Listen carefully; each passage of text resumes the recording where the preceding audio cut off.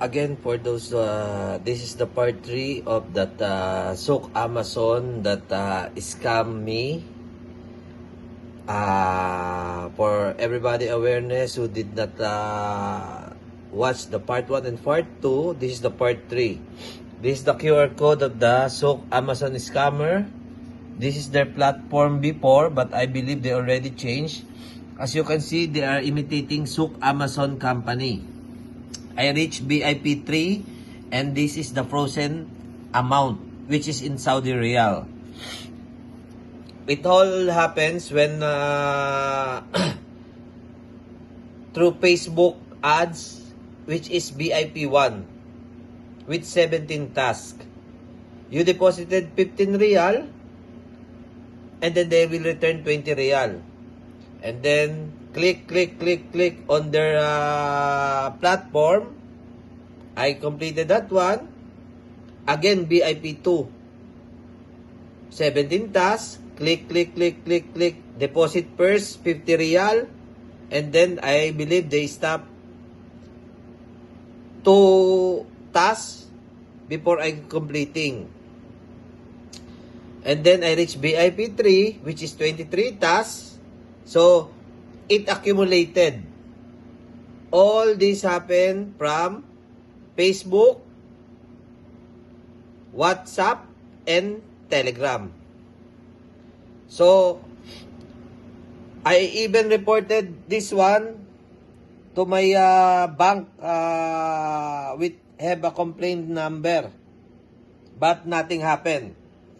Because this entity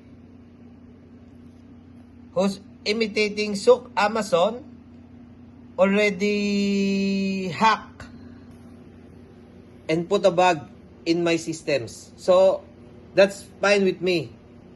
They're a fucking hacker. I'm an engineer. Anyhow, this is the deposits I made.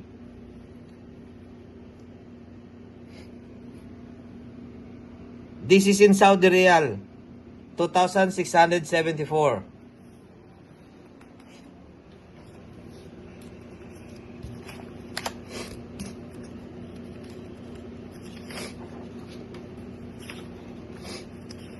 Again, as you can see, this is our conversation. I deposited this amount to this guy.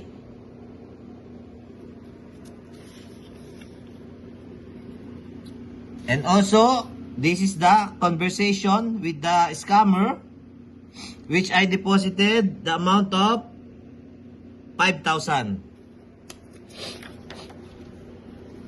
Again, this is the another deposit, 2,400, with our conversation in Telegram. And so on and so forth. After you top up, they are saying congratulations, your deposit verification has been successful, blah, blah, blah. I am doing this expose because I already got scammed. I maxed out 2 of my credit cards here in Saudi Arabia and almost 4 months I'm not sending money to Philippines just to pay for what they steal to me.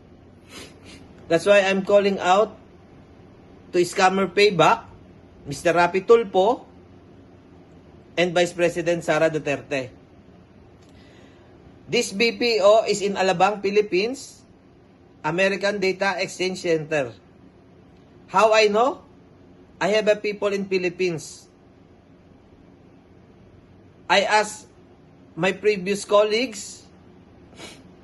I even asked Taugama and Apo to investigate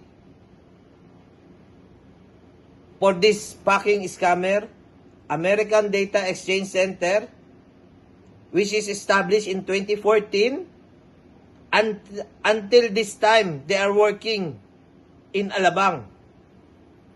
I am doing this expose to return what they stole to me and for the previous victim and for their new victims to be aware.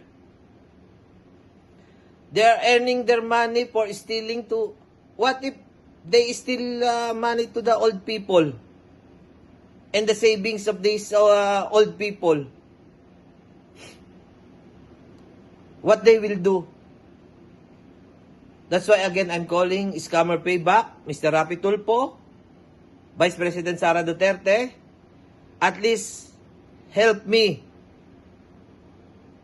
to tear down this company down and this scammer. In the part 4, I will reveal everything. Or maybe not everything. I will make it part 5.